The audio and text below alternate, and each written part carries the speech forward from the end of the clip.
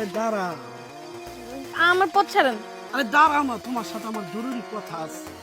দেখেন, আমার সাথে আপনি কি কথা বলবেন? আর মানুষজন দেখলে তো আমার খারাপ ভাববো। আপনার যা বলার বাড়িতে যাই বলেন। আরে দাঁড়াও না, কে কি ভাবলো সেটা ভাবার বিষয় না, তোমার সাথে আমার অনেক জরুরি কথা আছে। দেখেন, আমার পথ ছাড়েন। আরে দাঁড়াও, কথাটা শোনো। আপনার যা কর আমার বাড়িতে যাই করেন। আমার ভার্সিটির দেরি হয়ে যাইতেছে, আমারে যাইতে দেন। তুমি তো জানোই তোমারে না আমি অনেক ভালোবাসি, তোমার বিয়ের প্রস্তাব দিছি। তাছাড়া তুমি তো জানোই আমি তোমারে না আগের থেকে অনেক পছন্দ করি, আমি তোমারে বিয়ে করবার চাই। কি কইতেছেন আপনি এসব?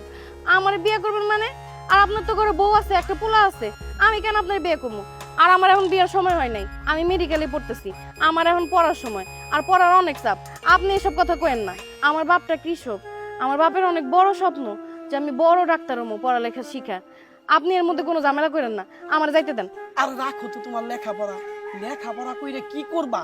তোমার তো বিয়ে বসুনি লাগবো, তাই না?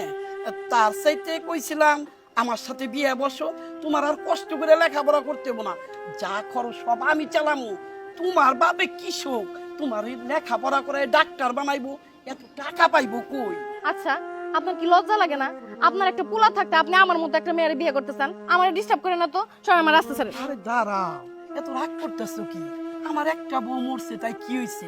পুরুষ মানুষের কি একটা বই হয় কও? দেন, আপনার কোনো কথা আমি শুনবার চাই না, আপনি আমার রাস্তা ছাড়েন। ছাড়। আরে দাঁড়াও না, এত রাগ করলে তো চলবো না।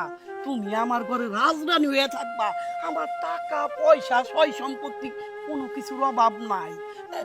তুমি ভাইবা চিন্তা দেখো, এত রাগ করো না। শুনেন, আমি তো আপনারে কইই দিছি আমি আপনারে বিয়ে করবার পারুম না, আমি পড়ালেখা করতেছি। আর নেক্সট টাইম আমার কোনো জ্বালাইবেন না। ছাড়েন, ছাড়েন।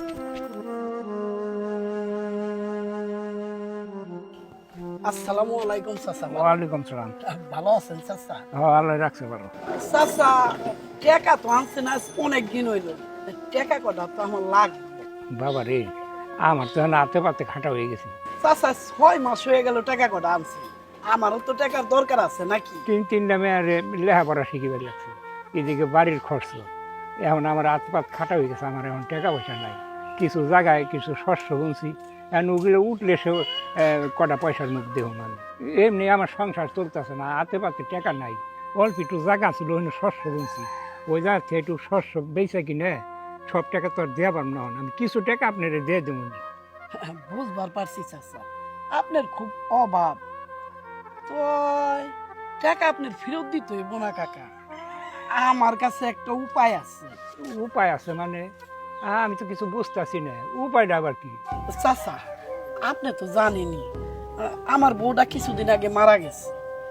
আপনার তো 3টে মায়া, এই মাঝখানের মায়াটা যদি আমার হাতে তুইলে দেন, তাইলে আর আপনার টাকা পয়সা ফেরত দিন লাগবো না চাচা। হেই, এটা তুমি কি কও? হ্যাঁ, আমার মেয়ের তোমার কাছে তুইলা দিব মানে?